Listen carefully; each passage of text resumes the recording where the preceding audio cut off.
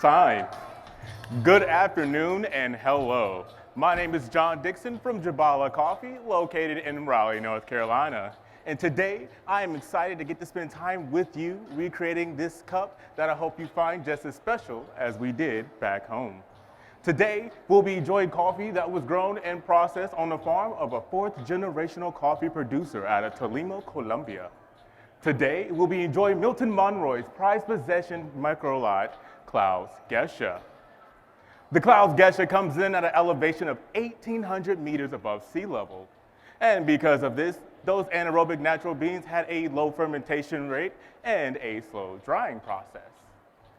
You see, the cherries, once picked, were placed into a 60-kilogram tank for its first fermentation process of 84 hours.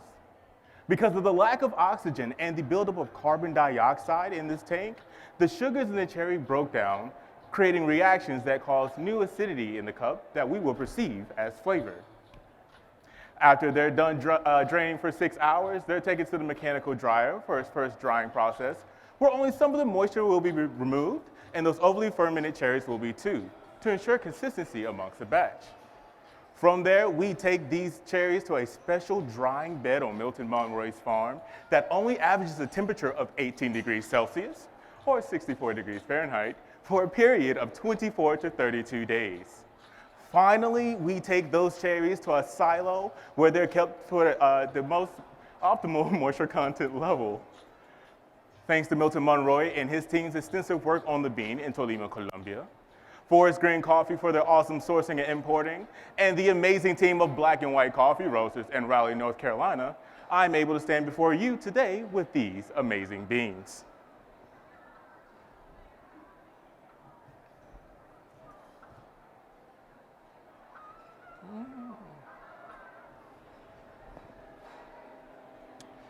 Today, I put 16 grams of coffee in your brewers. To truly showcase the complexity, I created a blend of 2 separate roasts. 10 degrees of a lighter roast to really show off the acidity and the tropical fruits that you'll see later on, and 6 grams of a darker roast to really show off that lush, sweet red berry. In both of my kettles is third wave water, the first one set to 208 degrees, which I will use for a bloom of 35 grams.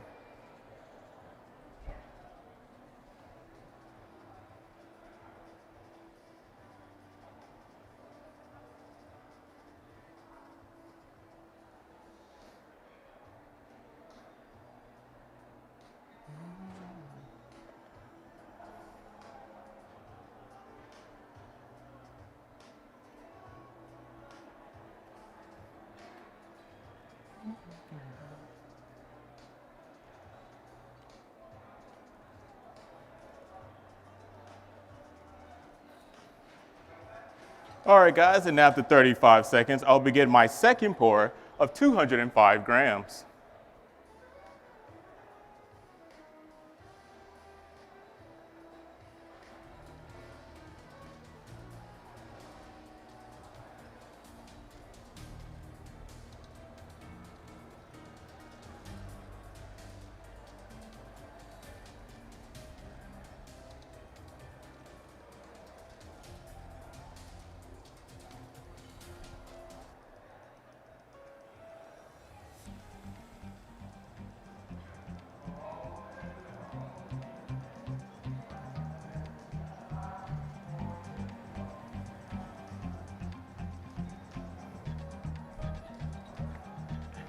And once we reach the 30-minute mark on these guys, I'll go ahead and give it one last big agitation and let gravity take care of the rest.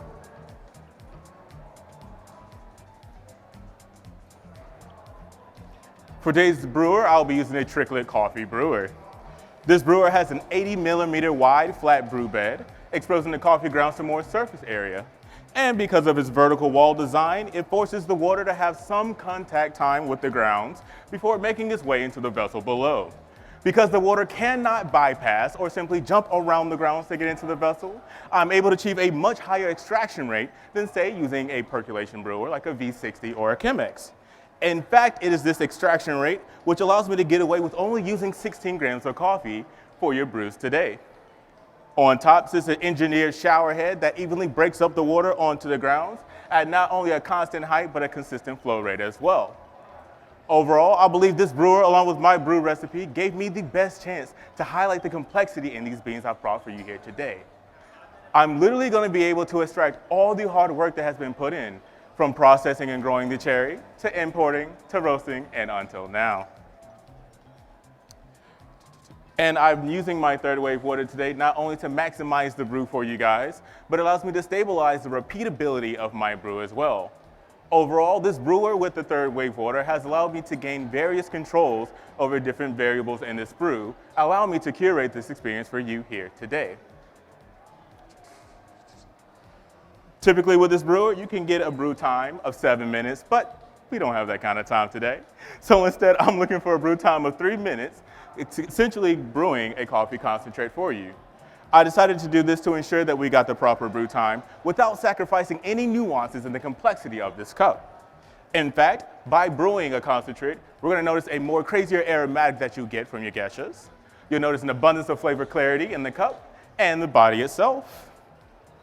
Guys, I'm going to go ahead and give you your cup so we can evaluate the aroma right now while it's still at its hottest.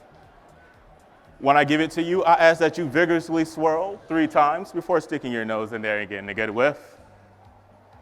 When you do so, you'll be greeted with this light floralness that dances around this tropical fruit that will remind you of pineapple, and a lush red berry.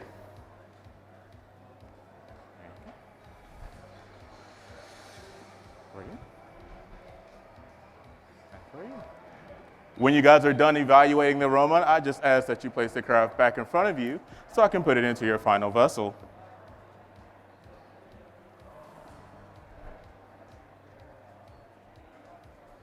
All right, guys, I'm going to go ahead and take my second kettle filled with third wave water set to 195 degrees to fill in 50 grams into your final vessel.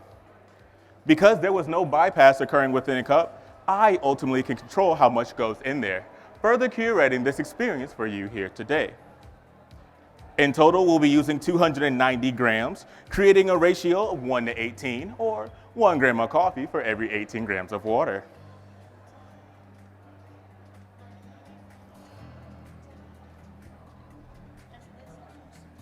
And now, guys, the fun part, evaluating the cup. Thank you. When I give you the vessel to evaluate the flavor, guys, I ask that you take a gigantic slurp, really coat the palate, and then drink as normal. When you do so, you'll be greeted with a high intense acidity that shows itself in the form of fresh fruit. You'll notice flavors of fresh pineapple, tropical fruits like guava and mango. You'll notice this light floralness like white flour, and the lush sweetness of a subtle white peach. The acidity is high in intensity. It's going to be quick, juicy, and decimating in its aftertaste, with a body that's light yet big in abundance. And as it cools, it gets to the magical journey of these beans. The complexity of the acid changes from a live, fresh fruit to that of a sweetness. That pineapple, mango, and white peach are all gonna meld together to create this beautiful passion juice. And at its coldest, it's gonna remind you of the white wine, like Riesling. For you. For you.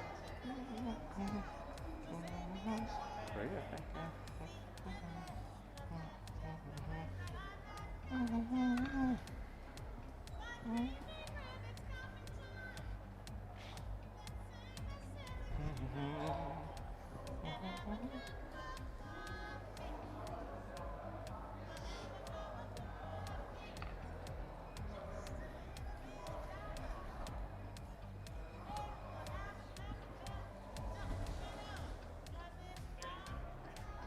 All right, guys, that wraps up my presentation for you today.